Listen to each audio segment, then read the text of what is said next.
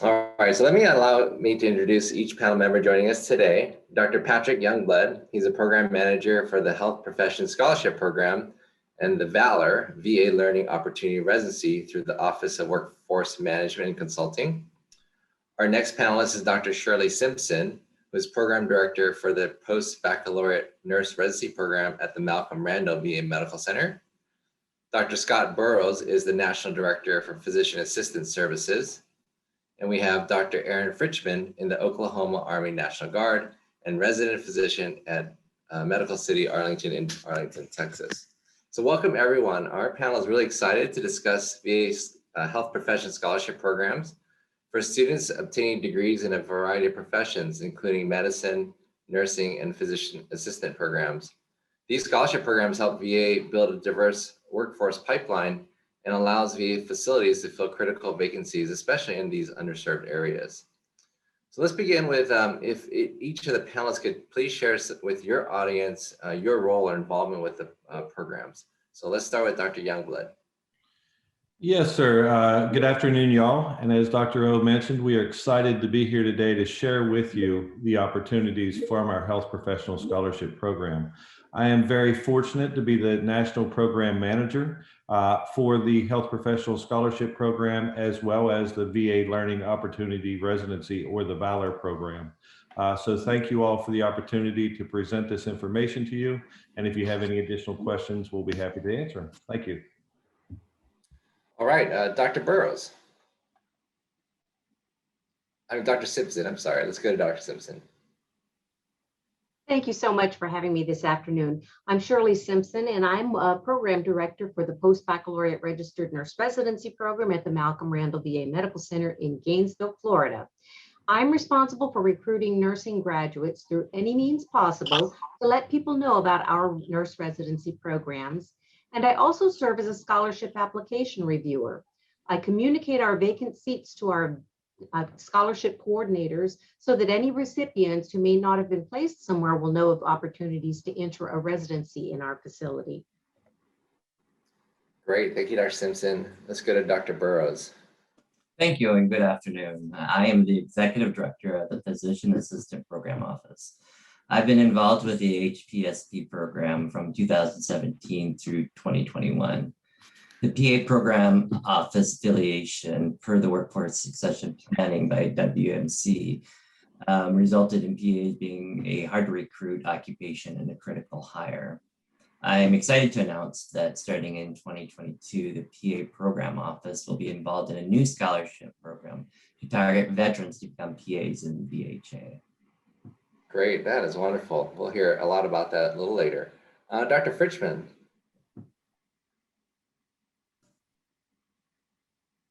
Dr. Fritchman, Yeah, if you're on, if you got it. I don't know if my video is going here. My name is Dr. Erron, graduated from medical school in Fort Smith, Arkansas, and I am a recipient of the HPSP scholarship, and I'm currently attending residency in Medical City, Arlington. Great, thank you. As the Health Professional Scholarship recipient through the Department of Defense, I served my time, did the HPSP program, did my 3 years. I thought I was going to get out, and then here I am, 22 years later, I retired out of the Army. So I'm familiar with the DoD scholarship programs and its goals.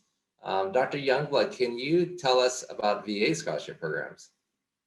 Yes, the VA scholarship programs are very similar to the program that you went through with the Department of Defense. It is a program that is established to create a pipeline of quality candidates to care for our veterans. HPSP, as I'll refer to it, was around many years ago. And then in 2016, Congress and legislation brought VA the HPSP program back into existence. So in 2016, we initially started giving out scholarships to nurses in our nursing affiliated programs. And then each year, as Dr. Burroughs mentioned, we do succession planning and we identify those critical specialties that are hard to recruit or hard to fill. And then each year at Workforce Management Consulting, we then identify those specialties that we want to award scholarships to. So in 2017, we expanded the scholarship program to include physician's assistants, as well as nursing and nurse practitioners. And then each year in 2018, we looked at the same data and we decided at that time through succession planning that we needed to attract physical therapists, as well as physician's assistants, nurses, and nurse practitioners. And then in 2019, we continue to grow. We started offering scholarships to not only the ones I previously mentioned, but also to diagnostic radiology techs, as well as med lab specialists. And each year we review what specialties are deemed critical, hard to fill, and then identify those. In 2018, the legislation passed a huge bill, which is called the Mission Act. In the Mission Act, what that did is that expanded HPSP to include offering scholarships to medical students. So we were very fortunate in 2018 to get that bill passed. And after rigorous writing of laws and writing of forms and so forth for the VA, in 2020, we launched our first scholarships to medical students. Just on a side note, and I'm very proud that Dr. Erron Fritchman is here with us today. He was actually our first recipient for the VA Health Professional Scholarship Program for medical students. And as Dr. Fritchman don't say too much, but he's a war veteran, prior service, still in the Army National Guard, I believe. And we're very proud to have him as our first recipient. In addition to medical students and the relationships we built, in 2020, there was also an initiative to work with those schools that are Teague Cranston related universities. They have some affiliation with the VA based off their Teague Cranston. And then we also worked with minority institutions to attract veterans to go to those schools. So the Office of Academic Affiliates, along with Workforce Management and Consulting, worked with those minority institutions and those Teague Cranston schools.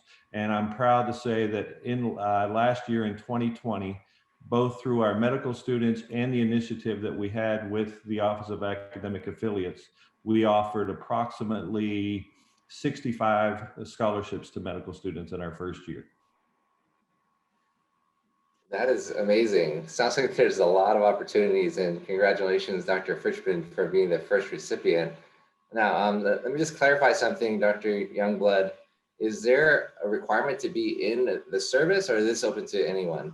So the program that I mentioned, the collaboration with the Office of Academic Affiliates, that was for veterans. However, all of the other opportunities that we discussed, you do not have to be a veteran. This is open to anybody that is attending any of the institutions that are on here today. They're eligible to apply. Great. Thank you for that clarification, Dr. Youngblood. You also mentioned that there are some successes for scholarship programs for nurses. Let's turn it over to Dr. Simpson. Can you share your experience in reviewing nursing applications, and what are some characteristics that stand out to you when you're looking at these applications? Yes, Dr. O, I'm happy to talk today with you about the work that I do in reviewing scholarship applications, as well as the interface of the scholarship program with my post-baccalaureate registered nurse residency program. Our site is privileged to offer a post-baccalaureate registered nurse residency program in Gainesville, Florida, and our experience dates back to the original funding opportunity that was extended by the Office of Academic Affiliations in 2008. We were one of the original pilot sites for offering nurse residency programs, and we were the first VA to become accredited by the Commission on Collegiate Nursing Education in 2010. We have up to 10 seats available for new graduate BSNs to start this program each year, and we can offer residency slots to VA scholarship recipients. So nursing schools have become very creative in the past few years in developing methods for educating nurses, including traditional four-year baccalaureate programs and second-degree accelerated BSN programs, as well as several iterations of competency-based baccalaureate programs. For the scholarship programs, there is no requirement for any particular curriculum to be used, so we encourage students from different kinds of programs to apply for VA scholarships. When I review scholarship applications, I use a standardized template to provide scoring on each element of the application. So I do come through carefully to make sure that I have a complete picture of the applicant. However, I can only evaluate what is in front of me. And the most striking applications are the ones which address every item on the checklist. In other words, a complete application packet. Even more important is the description of why an applicant wants to be a nurse and why the applicant wants to serve veterans, as well as an explanation of how that person came to know that about themselves. Especially meaningful are the stories about having provided care to an ill family member, an ailing veteran friend or family member, and an indication of how they contributed to the person's care in a hands-on fashion. The best candidates are those who are fully aware of the physical and emotional support that nurses provide in this profession. Now, according to the Pew Research Center, in 2017, 43% of the people serving in the armed forces were minorities. So we expect to see increasing numbers of minority veterans, making it essential to promote the recruitment of minorities into the profession. The scholarship programs can often mean the difference between fulfilling a passion to become a nurse now or having to wait until a person earns enough money that they can do so. All right, thank you, Dr. Simpson. Looks like you gave answers to the test, I guess. So apply is number one, be complete in your application, number two, and make sure you care about why you care about veterans, right? So that's it. So that's great. Thank you, Dr. Simpson. We're going to turn it over to Dr. Burroughs, who runs the PA program. Dr. Burroughs, can you discuss how the scholarship program has helped rural VAs with staffing? Yes, thank you, Dr. So PAs have been part of the HPSP scholarship program since 2017. And since that time, we have selected 138 students out of over 1,000 applicants. One of the criteria for applying is that the student has already been accepted into one of the 267 ARC accredited PA programs. Schools are very competitive, and for every one seat, 3 apply. HPSP applicants are then all hand scored by a group of VHA PA subject matter experts, ensuring that the best applicant is selected. PA schools last 3 academic years, which include didactic and clinical rotations. PAs will graduate with either a master's or a doctorate degree. PAs work in all medical disciplines, have signed a service and mobility agreement, and can be direct or non-competitively hired. PAs have been placed throughout VHA, including rural and underserved sites. Starting in 2021, we will increase the rural and underserved areas by a new HPSP scholarship program called the Educational Assistance for certain former members of the armed services. This pilot program will target veterans to become PAs and will award 25 scholarships per year for the next 5 years. Wow, that's great, Dr. Burroughs. I worked with a lot of great PAs in my military career, and they're definitely what we call a force multiplier to take care of our soldiers and veterans. All right, thank you, Dr. Simpson and Burroughs. Can you maybe give our audience 1 or 2 words of advice that they can pass on to their students who may be interested in the VA scholarship programs? Let's turn it over to Dr. Simpson. Absolutely. As you mentioned earlier, I kind of gave the answer to that question, and that is, first of all, apply. Just send in an application and don't let any of the documents intimidate you, because there are plenty of people in our organization who can answer questions about how to fill out your applications. We do want your students to be successful in pursuing a rewarding career in VA nursing. All right, great. How about you, Dr. Burroughs? Any words of advice for potential students applying? I would agree. The process is very competitive. I encourage to apply early and make sure that you don't leave out any questions unanswered, as each section is awarded points based on their response. You can apply each year, and if you do not receive a scholarship in the first year, please reapply. Okay, great. So apply and fill out all the questions. So sounds like a recurring theme. All right, great. Dr. Fritchman, as the recipient of the first medical student VA scholarship, can you tell us about your experience in applying for the scholarship and what the scholarship has meant for you during medical school? Yeah, I worked with the VA prior to medical school, and I just kind of kept a watchful eye on scholarships that were up and coming. And being a medical student, I knew that was kind of high hopes at the time being because it wasn't offered. And then with the passage of the Mission Act, I was able to go ahead and apply for the HPSP. And Dr. Youngblood was very instrumental in helping me get through that, figure out what forms are going to be needed and everything because I was kind of paving the pathway. As far as the financial aid aspect, it was seamless. The whole group helping out with the administration of the scholarship has just been super helpful. If there were ever any questions, they were quick to answer them, and it's taken the stress out of medical school with a young family. Just having that extra aid there, and just knowing that employment awaits, and that's a huge deal right now in the world of emergency medicine. Having a job already lined up is a big deal. Great. Thank you for sharing. I know when I went into a medical school at Boston, it was very expensive. And so the scholarship was very helpful for me. And I appreciate you sharing your experiences. And congratulations on your ER residency. It's definitely something that we all need.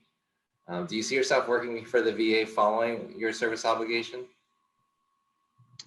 Yeah, I definitely do. I hope to relocate back to Western Colorado and either work at the Grand Junction VA Medical Center or either the Rocky Mountain Medical Center in Aurora, Colorado. The VA is just, they match my personal goals. I hope to just maintain camaraderie with veterans for basically my lifetime, and that's why I still continue to serve in the Guard at this time.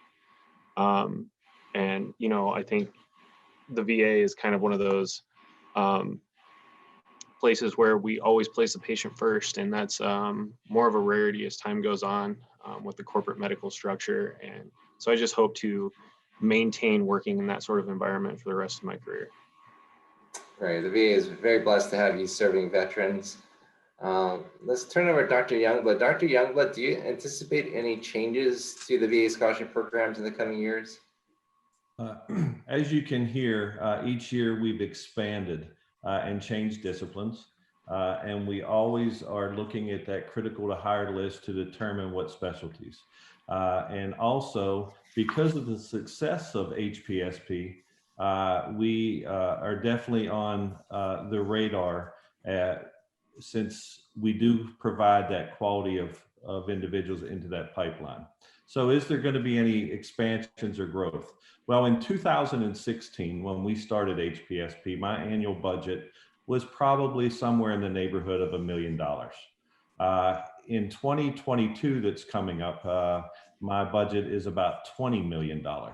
So you can see that expansion is there. We are growing, and we are very blessed to be growing. So as far as where is the expansion going, we are looking at the medical students, and we are hoping to bring on at least 50 to 100 medical students every year. In addition to that, there's a recent study that shows that the VA is going to be short somewhere in the neighborhood of 10 to 12,000 nurses every year, based off succession planning and based off what's going on in the population.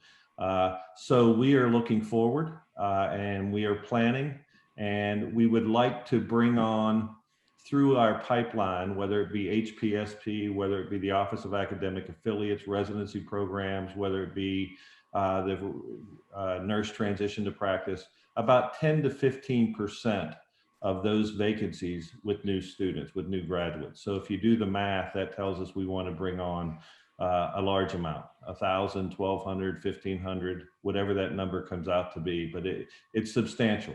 So the expansion is going to happen. We're very fortunate that that the legislation was passed that allows us to offer the scholarships. And we're also very fortunate that the affiliated universities have done a great job advertising for us and getting the word out there. As Dr. Burroughs mentioned, the selection rate is about 10%. So each year we receive about 2,000 applications for all disciplines. And we end up offering scholarships anywhere from 150 to 200. One great addition to HPSP is as we evolved, we built a relationship with the Office of Academic Affiliates with our nursing program.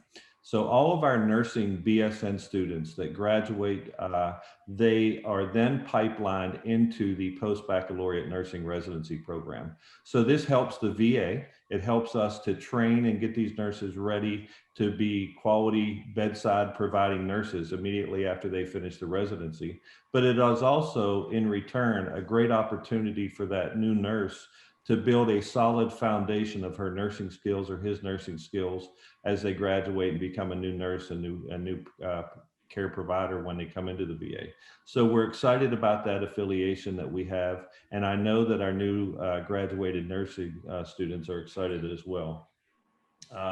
We mentioned earlier about the rural locations. We are definitely targeting the rural locations as well, and we continue to grow with that. As I mentioned previously, the program, once the HPSP recipient comes on board, they have a service obligation to work at a VA for no less than 2 years. And in addition to that, they do sign a mobility statement. That mobility statement ensures the VA that we're going to have quality providers throughout the VA, whether they be in rural locations or whatever the case may be. So I just want to remind Dr. Fritchman that although we will try to get you to Colorado, you may have to take your talents to South Beach like LeBron James, or you may have to go somewhere else to care for those quality of veterans. And I'm sure that Dr. Fritchman is aware of that. But that's all. That's, as you can see, we're growing and ensuring we provide quality of care for our veterans. All right, great. Thank you so much, Dr. Youngblood. I got a question. You know, the HPSP scholarship that I went through, they provide tuition, books, and fees. What is the specifics that you cover for the VA program? Is it similar? It is. We provide 100% books, tuition, approved fees. In addition to that, we provide a monthly living stipend. That's approximately $1,150 per month right now, but that increases every year with cost of living. So yeah, so very similar to that of the Department of Defense. All right, great. Thank you so much. Okay, all right. Thank you all for your insights today. Let's now turn to address any audience questions that may have come in. We do have some time for a few. All right, the first one is, how do colleges and universities find out which scholarship programs are available each year and which students might qualify to participate? Dr. Youngblood, could you answer that one? Yes, sir, and thank you for the question. So every year, as we mentioned, succession planning, we identify those critical specialties that are needed. And in the literature that was provided previously or will be sent out, there is a website that is there that has a list of all the specialties. That explains everything about the HPSP program, as well as a link on there to apply. In addition to that, the vacareers.va.gov website has information about the HPSP scholarship as well. Okay, great. And I'm sure we'll have links and stuff available for those interested in the scholarship programs. And one last thing I'd like to add, just so there's no confusion. Unlike other scholarships, we are open year round. So once a student is accepted and or enrolled into one of those programs, they are eligible to apply. We do not have cutoffs. We do not have timelines. We review each application as they come in. And as I said, we're open 365 days a year to accept the applications. Great, that's wonderful. Okay, it was great hearing from Dr. Fritchman. One of the questions is, can the panelists share the experience of other scholarship students, such as what universities they came from and where they ended up being placed for their service obligation? Go ahead, maybe Dr. Burroughs, could you take that one? Sure, thank you. PAs are accepted into any one of the 267 national programs. They are all in-person 3-year programs. Graduates are highly desired by the VA, mostly because the fact is that the mobility and service agreement, the service agreements can be up to 3 years. PAs can be placed in any specialty and do fill critical vacancies in rural and underserved areas. All right, great. And Dr. Youngblood, do you want to put any final comments on where they go, Colorado and beyond? Exactly. Well, I'll just add that when an individual is getting ready to graduate, usually 6 months before, we start talking to them about where they're going to be placed.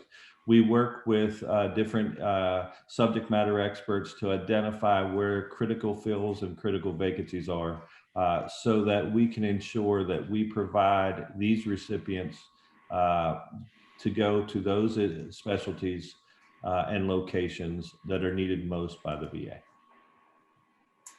Okay, great. Thank you. Thank you, everyone. Thank you for the panelists for sharing.